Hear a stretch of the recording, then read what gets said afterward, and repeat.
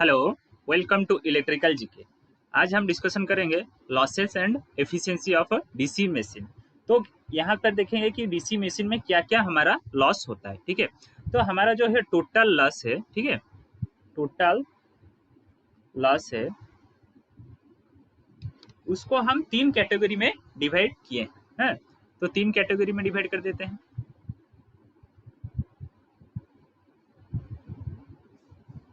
तो पहला वाला जो है वो क्या होता है ना, कॉपर लॉस।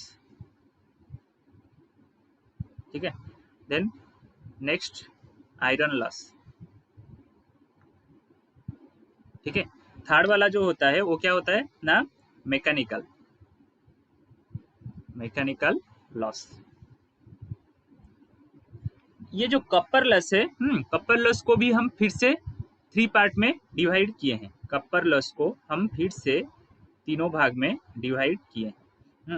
हमारा जो पहला होगा वो क्या होगा ना, आर्मेचर आर्मेचर कपर लॉस। ठीक है, देन सेकेंड वाला शंट फील्ड कपर लॉस। ठीक है, देन थर्ड वाला क्या होगा ना, सीरीज फील्ड कपर लॉस। फिर से हम जो आयरन लॉस है, उसको भी हम आयरन लॉस को हम कितने भाग में डिवाइड किए हैं। ये जो आयरन लॉस है इसको भी और भी बोलते हैं क्या ना, मैग्नेटिक कोर लॉस। ठीक है, इसको और क्या बोल सकते हैं ना, मैग्नेटिक कोर कोर लॉस। ठीक है, इसको हम डिवाइड किए हैं दो भाग में, इसको डिवाइड किए हैं। दो भाग क्या क्या है ना, एक है हिस्टेरिसिस लॉस, एक क्या है ना, हिस्टेरिसिस लॉस, और सेकेंड वाला क्या है ना, eddy current loss. ED current loss. ठीक है, ये जो मैकेनिकल लॉस है ना, उसको हम दो भाग में डिवाइड किए हैं। ठीक है, एक क्या है ना, एक है फ्रिक्शन लॉस। मैकेनिकल लॉस का एक पार्ट है क्या है ना, फ्रिक्शन लॉस। ठीक है, सेकेंड वाला क्या है ना, विंडेज लॉस। तो इसका नोट में हमारा जो ऑफिशियल वेबसाइट है, उस पर भी इसका नोट अवेलेबल है। आप जाके वहां पर भी डाउनलोड कर सकते हैं। तो नोट के लिए कोई परेशानी नहीं होगी आपको। ठीक है, ये जो लॉसेस है, कौन सा लॉस मिलकर एक लॉस बनता है वो हम देखेंगे। ठीक है, तो स्टेरी लॉस क्या होता है ना, स्टेरी लॉस जो होता है उसको ही बोल सकते हैं रोटेशनल लॉस। ठीक है, तो रोटेशनल लॉस कैसे होगा, iron loss plus mechanical loss. ठीक है, ये दोनों मिलके क्या होगा ना, रोटेशनल लॉस ये देगा। ठीक है, तो कांस्टेंट लॉस कैसे मिलेगा हमें, कांस्टेंट लॉस हमें कैसे मिलेगा ना, stray loss plus shunt field copper loss, इस दोनों को मिला के हम मिल जाएगा क्या ना, कांस्टेंट लॉस मिल जाएगा। देन वेरिएबल लॉस, ये हमें कैसे मिलेगा ना, जो वेरिएबल लॉस है वो कैसे मिलेगा ना, armature copper loss plus series field copper loss. ठीक है, तो नेक्स्ट चलते हैं, कपर लॉस है क्या, सब लॉस के बारे में उसका डेफिनेशन क्या है, वो क्या होता है वो देखेंगे। ठीक है, तो अब देखेंगे कपर लॉस।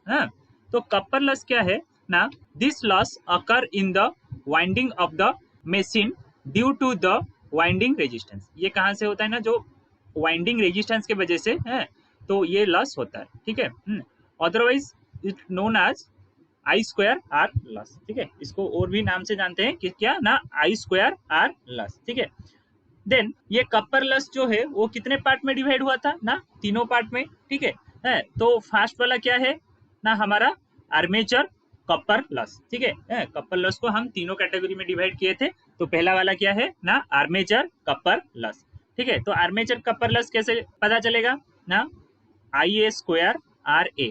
ठीक है, इसको बोलते हैं आर्मेचर है, आर्मेचर वाट है, मतलब ए रहेगा, आर्मेचर करंट आर्मेचर रेजिस्टेंस वाट में रहेगा। ठीक है, ये क्या है ना, आर्मेचर कॉपर लॉस। ठीक है, देन सेकंड में क्या है होता है हमारा ना, हमारा शंट फील्ड कॉपर लॉस। वो कैसे निकलेगा ना, शंट फील्ड का करंट का स्क्वायर, शंट फील्ड का रेजिस्टेंस, ये भी आएगा वाट में। ठीक है, ये क्या होगा ना, शंट फील्ड कॉपर लॉस। ठीक है, थर्ड वाला क्या है, सॉरी ये फोर्थ वाला है, सॉरी ये सेकंड वाला है। ठीक है, ये सेकंड है, अब ये थर्ड वाला। तो थर्ड वाला क्या है ना, थर्ड वाला है हमारा सीरीज फील्ड कॉपर लॉस। तो सीरीज फील्ड मतलब सीरीज फील्ड का रेजिस्टेंस होगा और सीरीज फील्ड का करंट का स्क्वायर। ठीक है, ये किस में आएगा ना, वाट में आएगा। तो क्या होगा ना, सीरीज फील्ड कॉपर लॉस। ठीक है, जो कॉपर लॉस था वो तीनों कैटेगरी में डिवाइड किए थे, वो है उसका कैसे निकलेगा हम अभी यहाँ से पता कर पाएंगे। ठीक है, देन नेक्स्ट है हमारा क्या है ना, आयरन लॉस। तो आयरन लॉस जो है वो क्या है ना, दो कैटेगरी में डिवाइड हुआ है। ठीक है, क्या क्या ना, हिस्टेरिसिस लॉस और क्या है ना, एडी करंट लॉस। ठीक है, तो पहले देखते हैं हमारा hysteresis loss. This is due to reversal of magnetisation of the armature core. ठीक है, तो जो मैग्नेटाइजेशन होता है, जो आर्मेचर कोर होता है, ठीक है कि नहीं, वो जब रिवर्स होता है, कभी नॉर्थ पोल में कभी साउथ पोल में, तो उस वजह से जो लॉस होता है, उसी को हम क्या बोलते हैं ना, हिस्टेरिसिस लॉस हम बोलते हैं। ठीक है, तो हिस्टेरिसिस लॉस जो है उसको हम डिनोट करते हैं कैसे ना, WH से डिनोट करते हैं, H फॉर हिस्टेरिसिस। तो BM to the power 1.6 FV watt. ठीक है, इसका यूनिट यहाँ पे आएगा ना, वाट में आएगा।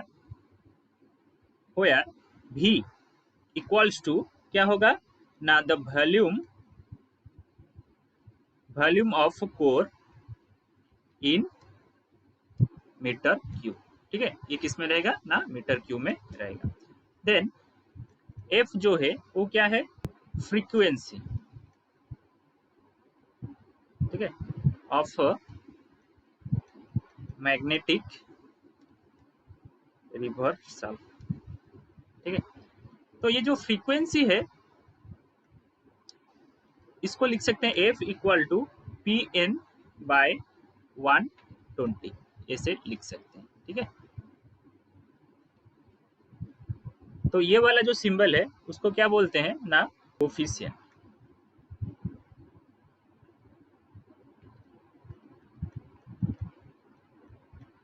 कोफिशिएंट। ठीक है, तो BM क्या है ना, BM equal to maximum flux density.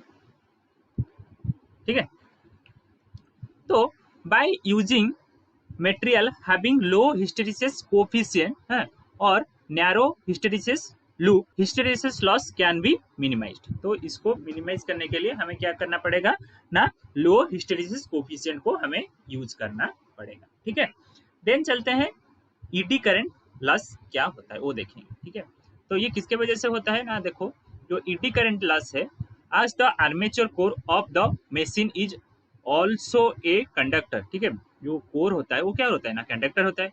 When it rotate, it will cut the field flux and EMF is induced in the core। ठीक है, ये क्या करता है ना, जब फील्ड फ्लक्स रोटेट करता है, ठीक है, कोर हमारा रोटेट करता है, तो रोटेट करने से क्या होगा ना, हमारा जो फील्ड का फ्लक्स है उसको वो कट करेगा। तो कट करने से क्या होगा ना, हमारा EMF इंड्यूस होगा। ठीक है, so current will flow in the core and the core having less resistance. ठीक है, तो यहाँ पर क्या होता है ना, जो जब कट करेगा तो वहां पर कोर में क्या होगा ना, करंट यहाँ पर फ्लो होगा। ठीक है कि नहीं, तो जो कोर है वो क्या है ना, लेस रेजिस्टेंस है, एंड मैग्नीट्यूड इज हाई। ठीक है, उसका मैग्नीट्यूड हाई है, ठीक है। It flows in the round और ईडी मैनर, तो करंट जो है वो क्या करता है ना, राउंड शेप में और ईडी शेप में फ्लो करता है, ठीक है। So it is called ED current loss. तो इसीलिए इसको क्या बोला जाता है ना, ईडी करंट लॉस बोला जाता है।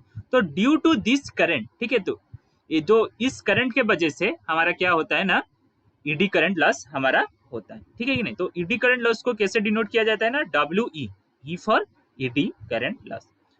W E equals to K B M square F square T square V square, ठीक है, ये भी आएगा वाट में। तो होया के इक्वल्स टू क्या होगा ना, K equals to eddy current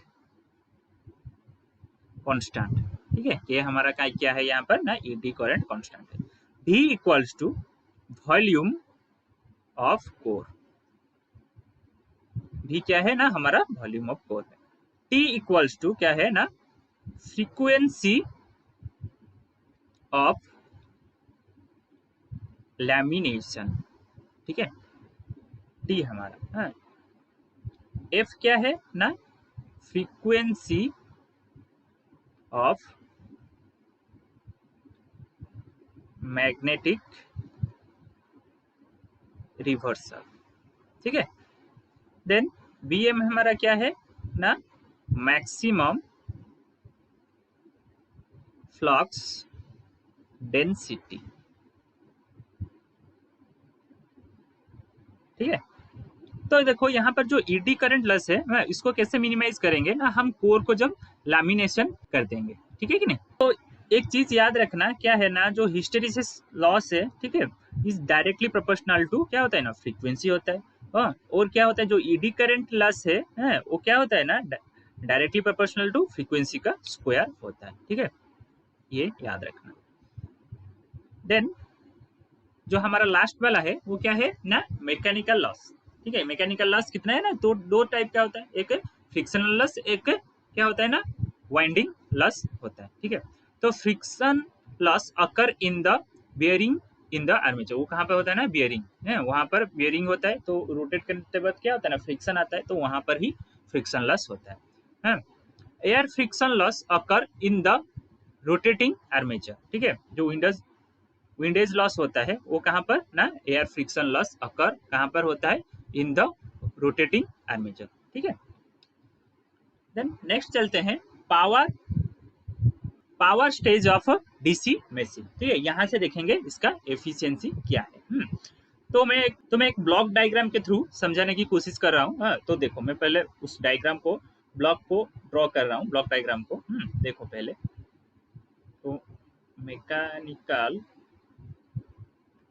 power, ठीक है, मैकेनिकल पावर इनपुट, हाँ, मैकेनिकल पावर इनपुट और क्या है ना, आउटपुट ऑफ ड्राइविंग मोटर, जो प्राइम मूवर होता है, ठीक है कि नहीं। तो मैकेनिकल पावर मतलब हम जो रोटेट कर रहे हैं, ठीक है, मशीन को हम रोटेट करने के लिए जनरेटर को हम क्या करते हैं ना, मोटर का यूज करते हैं। तो इसको एक बॉक्स में मैं रख दिया, ठीक है।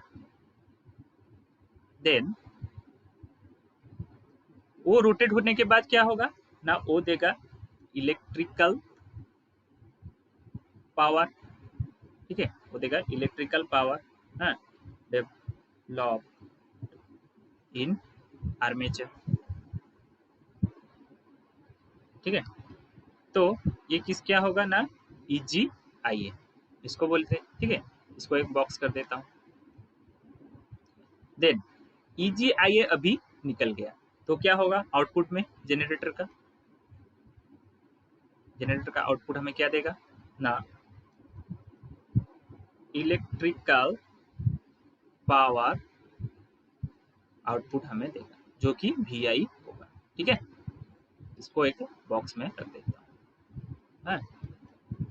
तो यहाँ पर देखो क्या ना, ये जब mechanical power to electrical power होता है, वहां पर क्या होता है ना, हमारा लॉसेस होता है। जो लॉस होता है वो कौन सा लॉस होता है ना, आयरन एंड फ्रिक्शन, ठीक है कि नहीं। जो इलेक्ट्रिकल पावर डेवलप होता है आर्मेचर में, ठीक है कि नहीं, हाँ, वो क्या होता है ना, आउटपुट को देता है, वो आउटपुट पे जाके ही वो क्या होता है ना, हम लोड में यूज करते हैं, तो वहां पर जो लॉस होता है वो क्या होता है ना, कॉपर लॉस। ठीक है, तो इसको मैं नाम देता हूँ ए, ये हो गया बी है, ये हो गया सी। ठीक है, तो अब क्या करेंगे ना, देखेंगे मशीन का एफिशिएंसी। ठीक है, तो पहले निकालेंगे मैकेनिकल, मैकेनिकल एफिशिएंसी क्या होगा। ठीक है, तो एफिशिएंसी एम लिख देता हूँ मैकेनिकल के लिए। तो मैकेनिकल एफिशिएंसी कैसे निकलेगा ना, हमारा हमें पता है, क्या पता है ना, जो हमारा एफिशिएंसी कैसे निकलता है ना, आउटपुट बाय इनपुट हमें निकलता है। ठीक है, तो आउटपुट बाय इनपुट जो निकलता है वो क्या होगा ना, देखो ये हमारा इनपुट है, ठीक है कि नहीं, ये हमारा आउटपुट है, तो क्या होगा ना, ई जी आउटपुट है, ई जी आई ए डिवाइडेड बाय क्या होगा ना, मैकेनिकल, मैकेनिकल इनपुट। ठीक है, इसको हम जो नेमिंग दे दिए हैं बॉक्स का उस हिसाब से लिखेंगे, तो क्या आएगा ना, बी बाई ए लिख सकते हैं। ठीक है, देन अब देखेंगे इलेक्ट्रिकल एफिशिएंसी, वो कैसे निकालें, इलेक्ट्रिकल एफिशिएंसी। ठीक है, वो कैसे निकालेंगे, यहाँ पर एफिशिएंसी ई दे देता हूँ, ई फॉर इलेक्ट्रिकल। तो इलेक्ट्रिकल एफिशिएंसी कैसे निकलेगा ना, इलेक्ट्रिकल एफिशिएंसी के लिए इलेक्ट्रिकल पावर यहाँ पर आउटपुट निकल रहा है, ठीक है नहीं, सी में है, तो ये सी डिवाइडेड बाई बी होगा। ठीक है कि नहीं, तो लिख सकते हैं क्या क्या ना, वी आई डिवाइडेड बाय ई जी आई ए, वो क्या होगा ना, सी बाई बी होगा। ठीक है, देन अब निकालेंगे ओवरऑल एफिशिएंसी। ठीक है, ओवरऑल एफिशिएंसी, तो ओवरऑल एफिशिएंसी क्या होता है ना, एफिशिएंसी ओ लिख देता हूँ। ठीक है, ओ फॉर ओवरऑल। हाँ, तो ओवरऑल एफिशिएंसी क्या होगा ना, जो पूरा आउटपुट में निकलता है electrical power, V I divided by mechanical power input, मतलब सी बाई ए होगा। ठीक है, तो लिख देते हैं क्या होगा ना, V I divided by mechanical input, हाँ, वो क्या होगा ना, सी बाई ए होगा। ठीक है, आज के लिए इतना ही। अगर ये वीडियो अच्छा लगा तो कमेंट सेक्शन में जरूर बताना, और वीडियो को लाइक करना, और चैनल को अगर सब्सक्राइब नहीं किए हो तो जल्दी से सब्सक्राइब कर देना। Thank you.